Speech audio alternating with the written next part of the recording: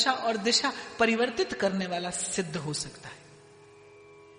मीना की मां की एक और हर्ष कि क्या मैंने वस्तुतः ऐसी परम भक्ता पुत्री को जन्म दिया है, पर दूसरी ओर संसार और व्यवहार की चिंता कि बारात द्वार पर खड़ी है, इसके हाथ कोई पीले देखेगा तो मन में जाने कैसे कैसे कुविचार लेकर आएगा।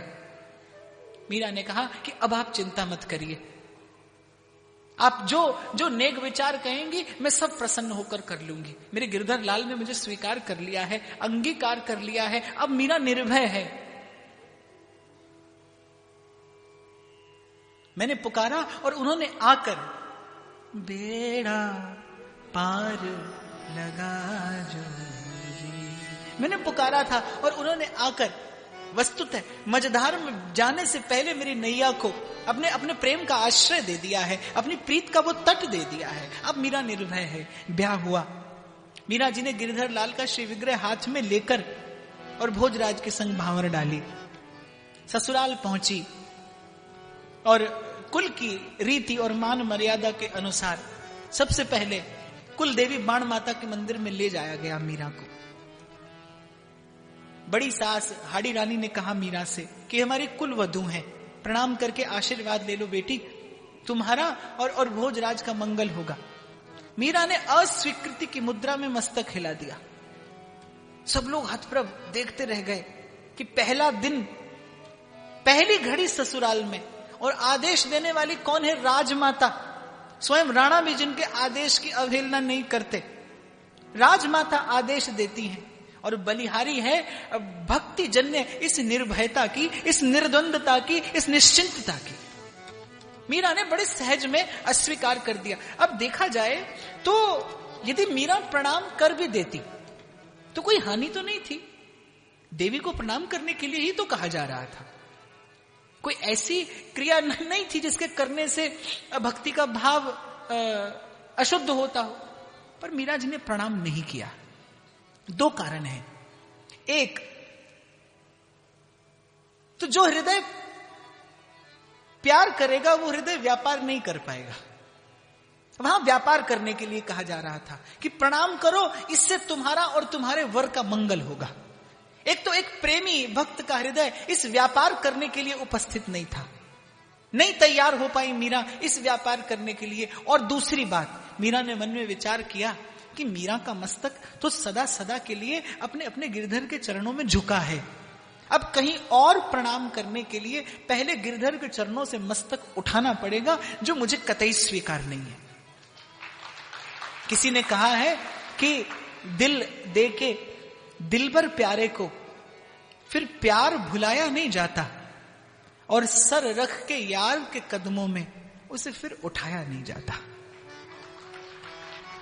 बने तो रघुवर पे बने, बिगड़े तो भर को,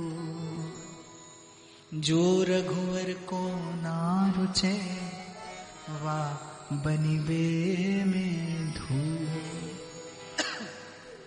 और इसमें एक और बड़ा रहस्य भरा संकेत है कि मीरा को किंचित भी अपने अनिष्ट की चिंता नहीं है। क्यों?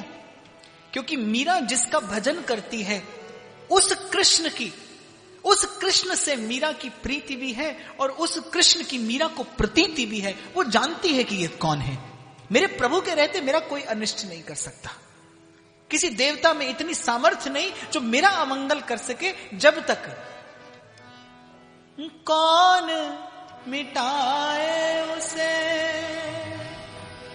जिसको राखे पिया, कौन मिटाए उसे। रस खान कहते हैं, कहा करे रस खान को कोई दुष्ट नवार, पत राखन वारो आप हो, जब माखन चाखन हार। जिसने सर्वात्म निवेदन किया है, चरण पर रख दिया जब माथ, तो किस बात की चिंता, हमारे साथ हैं जब आप तो किस बात की। और किसी भी अन्य का आश्रय अपने इष्ट के होते हुए, अपने आराध्य के होते हुए, देखो मैं एक बात आपसे निवेदन करता हुआ आगे बढ़ूं, आप किसी का भी भजन करें,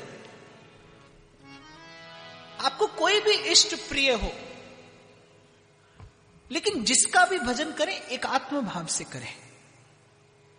जब अपने इष्ट के अतिरिक्त आप किसी अन्य का आश्रय करते हैं, ये कहीं ना कहीं आपके विश्वास के अभाव को दर्शाता है, और बिन विश्वास भक्ति नहीं, तेहि बिन द्रवई न राम।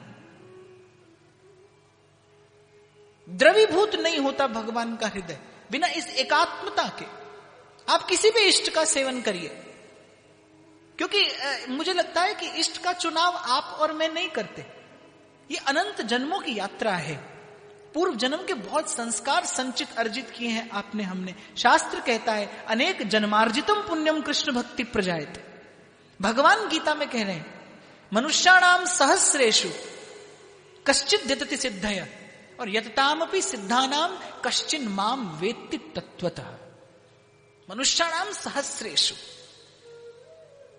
कोई होता है जिसके मन में प्रभु को जानने की जिज्ञासा जगती है, इसलिए जिज्ञासु को भी भगवान ने भक्त की श्रेणी में रखा है। आर्त, अर्थार्थी और फिर जिज्ञासु। जो मुझे जानना चाहता है वो भी मेरा भक्त है, जो मुझे वस्तुतः जानना चाहता है तत्व से, जो मेरा परिचय पाना चाहता है।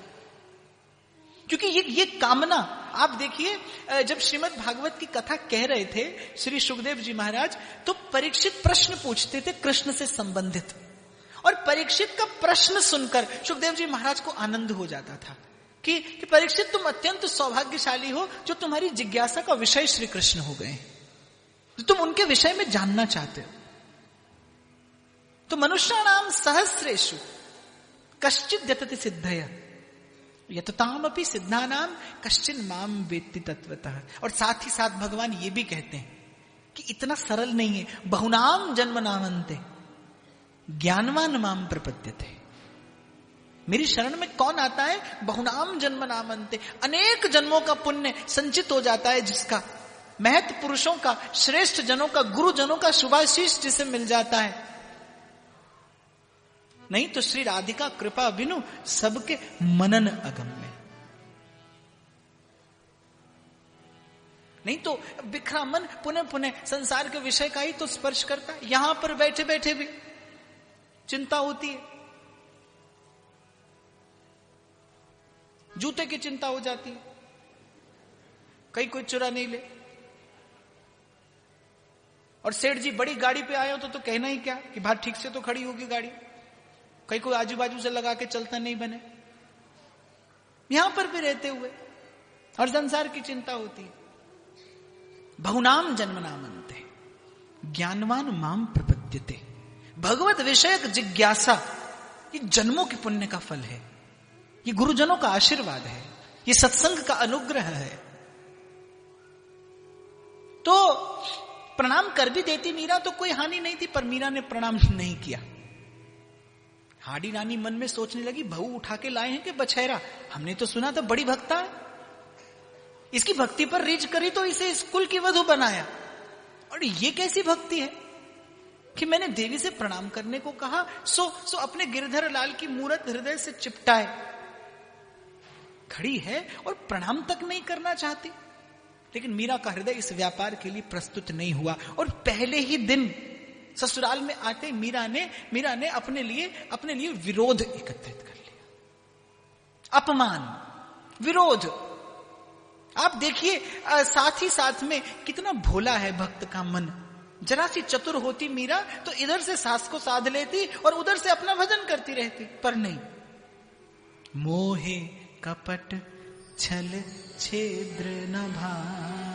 और आप ये सोचो कि एक हाथ से संसार की टांग पकड़े रहे और दूसरे हाथ से प्रभु के चरण कमल पकड़ ले, तो ऐसा संभव नहीं है।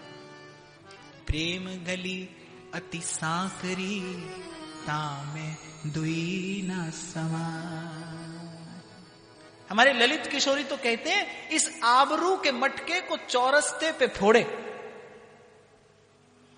ये जो आपके मन में श्रेष्ठ कुल का, वर्ण का, बुद्धि का, विद्या का जो मान है, बोले इस गली में जाना है तो इस आबरू के मटके को चौरस्ते पे फोड़े। ये भाई, बंधु, गुरुजन, इन दुर्जनों को छोड़े। ललित किशोरी दाना उस दिलबर से जोड़े, और जो रस की बात चाहे तो फिर सर की बात छोड़े। शायर कहता है हर किसी को सौदा इस सर नहीं मिलता। ये चढ़ के मैन तुरंग पे और निकले पावक माही, प्रेम पंथ ऐसो कठिन सब कोई निभत नहीं। हर किसी को सौदा इस सर नहीं मिलता, और सौदा जो मिल जाए तो फिर सर नहीं मिलता। और हमने हर राह से गुजर के जाना है कि वो किसी राह से गुजर नहीं मिलता। कोटि भांति कोई अपरस रहे, कोई सपरस रहे, उनको तो एक प्रीत की सच्चाई से काम है। रंच प्रेम में अपन पो हारत नवल किशोर। हाँ, लेकिन एक बात स्मरण रखिएगा, संसार प्रतिकूल हो जाए सो हो जाए, लेकिन यदि भावना सत्य पर आधारित है तो प्रकृति आपके सदा अनुकूल रहेगी। संसार कितना भी प्रतिकूल हो, प्रकृति आपके अनुकूल रहेगी। और प्रकृति ने अपनी अनुकूलता दिखाई। प्रथम दिन मीरा का स्पर्श करने से पहले भोजराज ने मीरा को वचन दे दिया कि एक लिंगनाथ का ये सेवक आपको वचन देता है कि कभी आपकी छाया का भी स्पर्श नहीं करेगा। मैं आपकी भजन भावना से परिचित हूं। मैं जानता हूं कि जब आप मेरे संग भांवर ले रही थी तो आपने मन से भांवर अपने गिरधर गोपाल के संग ली। मैंने तो केवल इस लोभ से आपसे संबंध बनाया है कि इस देह से क्षत्रिय हूं और रणशैया पे पौड़कर अमर लोक जाने की ही मेरी इच्छा है। तो इस देह से भगवान की भक्ति मुझसे संभव नहीं। हाँ, पर मैंने इतना अवश्य गुरुजनों को कहते सुना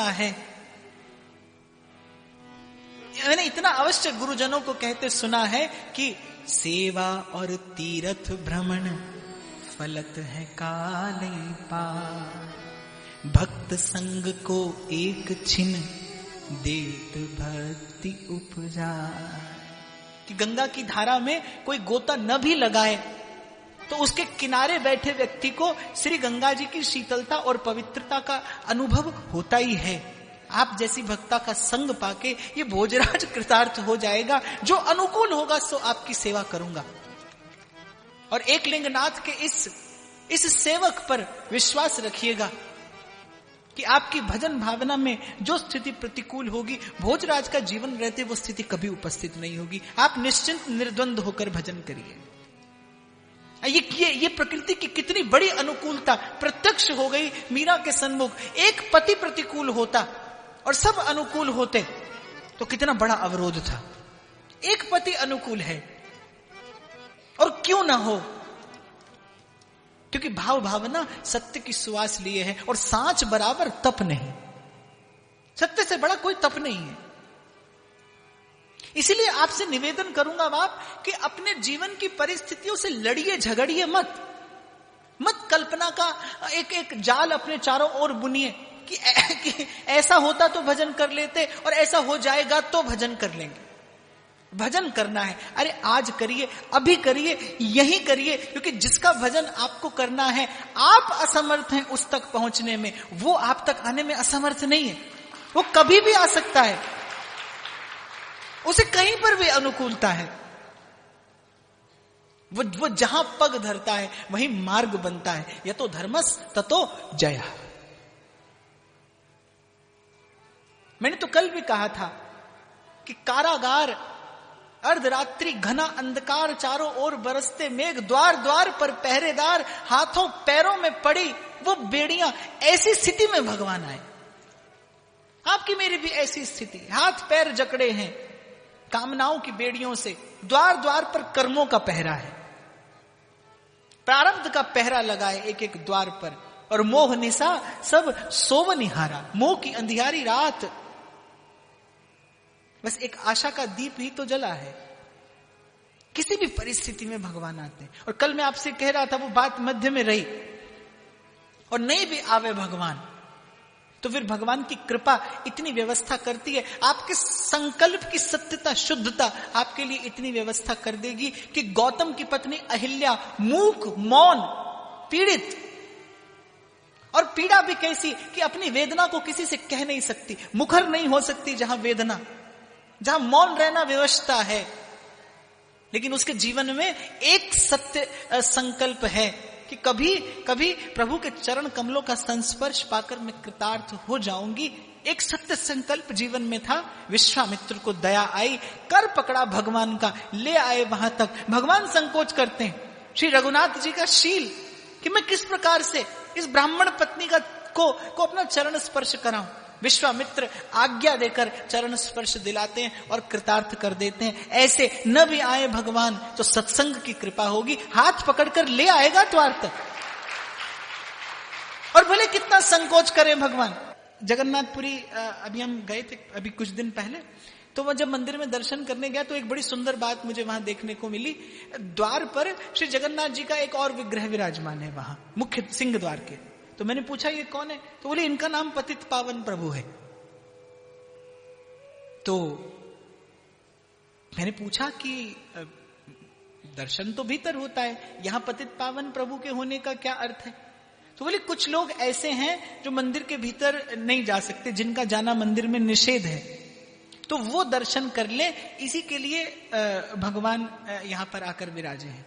तो मैंने वहां रहने वाले एक जानकार व्यक्ति से पूछा कि कब से इस दर्शन की व्यवस्था हुई। बोले ठीक ठीक समय तो किसी को ज्ञात नहीं, लेकिन हम इतना अवश्य जानते हैं कि प्रभु को यहाँ पर विराजमान करने के मूल में एक संत की प्रेरणा थी। और मेरे को मन में ये जानकर इतना आनंद हुआ कि जो भीतर नहीं जा सके, संत कृपा करता है, भगवान को द्वार तक ले आता है।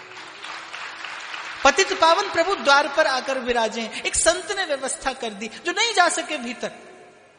अब किसी के पास अपबल है, किसी के पास तप बल है, किसी के पास बाहुबल है, और चौथो बल है दाम।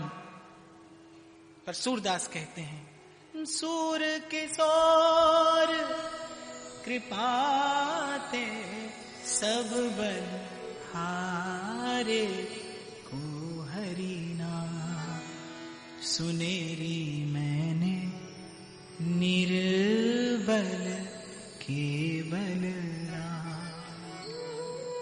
साधु कृपा करता है। इसलिए प्रयास हो तो बस इतना कि भावना अल्प सी हो, लेकिन सत्य भगवान को आकर्षित करता है।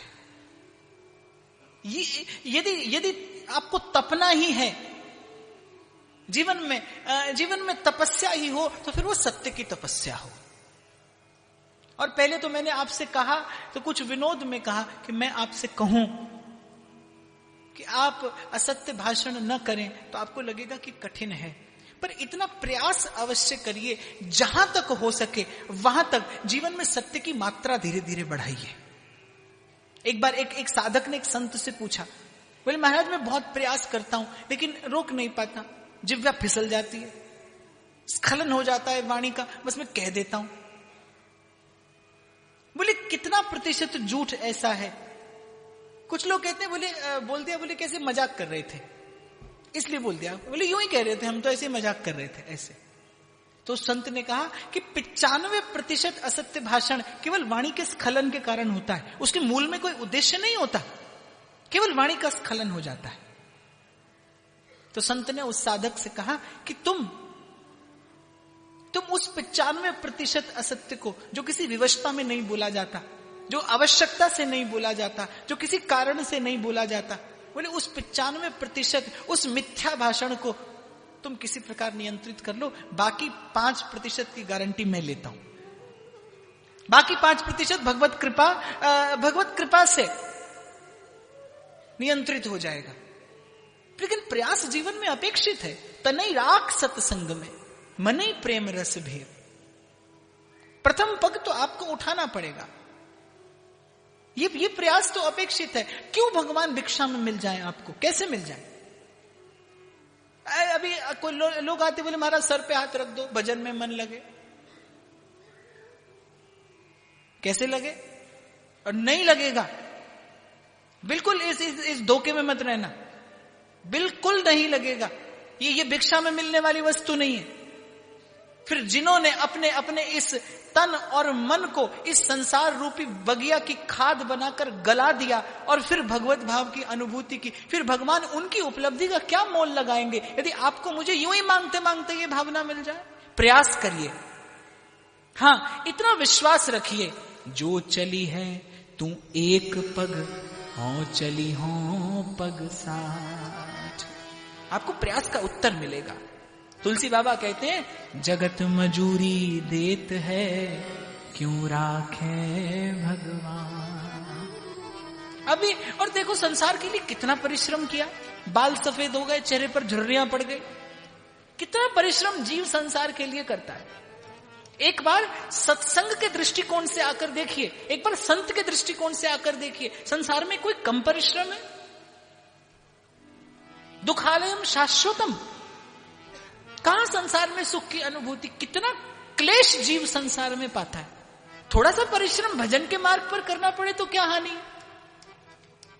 और मैं तो कहता हूं, कितनी बाजी संसार में लगाई और हारते चले आए, सत्संग में एक बाजी हार भी जाओगे तो क्या हानि। अभी तक तो हारते ही आए, पुनरपि जन्मम, फिर पुनरपि मरणम, फिर संसार में आए, बाजी हारे ही तो। एक बार बाजी गोविंद के नाम पे लगा के देखो, हो सकता है जीत जाओ। मीरा ने यही चतुराई तो की, मीरा ने यही चतुराई तो की कि अब मन दे दिया गोविंद को, अब ये मस्तक गोविंद के चरणों में झुका दिया। अब कहीं और झुकाने के लिए वहां से उठाना पड़े तो मुझे स्वीकार नहीं। भोजराज अनुकूल हो गए, मीरा जी के भजन की सब व्यवस्था उन्होंने महल के भीतर करा दी। और मीरा अगले ही दिन से, विवाह के अगले ही दिन से अपने गिरधर लाल को रिझाती, उसी प्रकार अपनी नित्य की व्यवस्था में लग गई। गुण रहितम कामना रहितम सूक्ष्मतरम अविच्छिन्नम अनुभव रूपम सप्रेम प्रतिक्षण वर्धमानम। श्री नारद जी भक्ति सूत्र के माध्यम से प्रेम के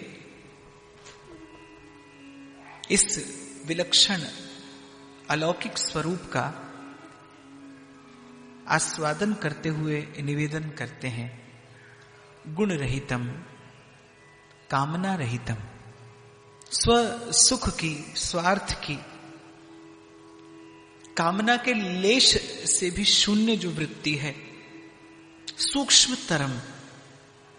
जैसा कि कल व्यासपीठ ने निवेदन किया था कि आवश्यक नहीं कि प्रेम का लक्षण स्थूल मन बुद्धि से समझा जा सके, जाना जा सके, इन स्थूल नेत्रों से प्रेम के लक्षण को देखा जा सके। हो भी सकता है, पर प्राय करके स्वरूप सूक्ष्म है। तन तरवर को छाड़ के मन ही झुलावे आए, प्रेम का ऐसा स्वभाव है। सूक्ष्मतरम अनुभव रूपम, वस्तुतः व्याख्या का विषय है नहीं, अनिर्वचनीय प्रेम स्वरूपम। भट्ट जी कहते हैं, कासु कहूं कौन पति आवे, कौन करे बकवाद, कैसे कह जात गदाधर गूंगे को गुड़ स्वाद। बोलने में असमर्थ व्यक्ति वस्तु का आस्वादन तो कर सकता है, लेकिन निवेदन नहीं कर सकता। और जब बात भगवत स्वरूप की आए तो भगवती श्रुति उस रूप की, उस तत्व की कीर्ति का गान करते हुए कहती है, रसो वै सह रसम ये वायम लब्ध्वानंदी भवति, कि वो कौन है, रस है।